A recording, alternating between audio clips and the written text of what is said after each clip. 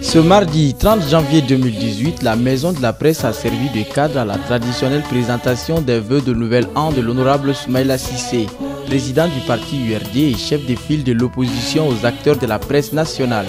Elle a enregistré la présence des cadres, militants, sympathisants de l'URD et de nombreux journalistes.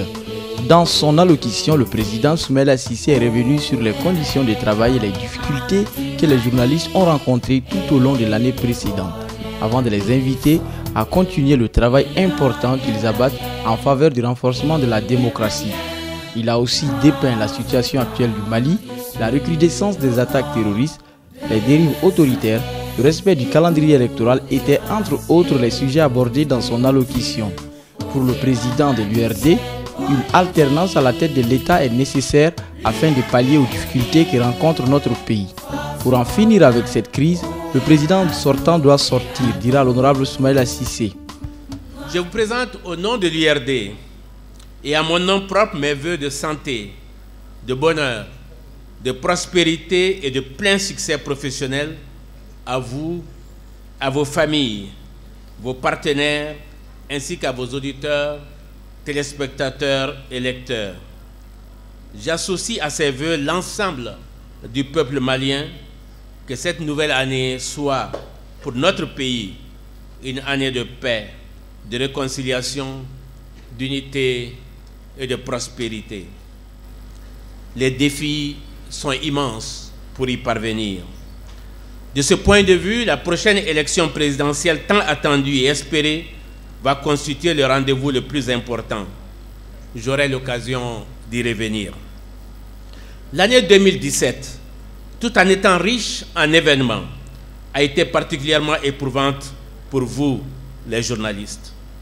65 journalistes et collaborateurs ont été tués selon le bilan publié le 19 décembre 2017 par l'ONG Reporters sans frontières, contre 74 en 2017. L'ONG relève que 10 femmes ont été tuées en 2017 contre 5 en 2016. C'est tout simplement inadmissible et révoltant. Outre les journalistes assassinés, Reporters sans frontières a recensé un total de 326 journalistes emprisonnés, dont 202 journalistes professionnels, 107 blogueurs et 17 collaborateurs des médias, contre 348 en 2017. Si la tendance générale est à la baisse, selon l'ONG, c'est en raison de la prise de conscience croissante de la nécessité de mieux protéger les journalistes et la multiplication des campagnes menées en ce sens par les organisations internationales et les médias elles-mêmes. Je ne cesserai jamais de rappeler que l'URD est disposée à approfondir et appliquer toutes les initiatives visant à protéger les journalistes contre ces exactions. Mesdames et messieurs, aucun patriote digne de ce nom ne peut et ne doit se taire face à une telle situation. La liberté d'expression chèrement acquise doit être jalousement entretenue pour le confort de la démocratie. De la 122e place en 2016, selon le classement de la liberté de la presse publié en 2017, le Mali est passé à la 116e place et reste toujours dans la zone rouge. C'est tout simplement inadmissible. Les difficultés qui caractérisent l'exercice de votre profession sont donc réelles et les obstacles nombreux. Or, pour redresser notre pays, retrouver l'unité nationale et restaurer l'autorité de l'État, il nous faut nécessairement renouer avec la liberté et la justice.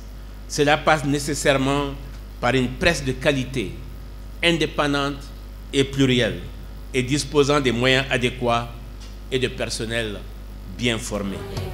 La deuxième séquence de cette cérémonie était consacrée à la série de questions-réponses avec les journalistes, durant laquelle les sujets relatifs à la candidature unique de l'opposition, aux accords d'Alger et à la suspension du maire de la commune 6 ont été évoqués.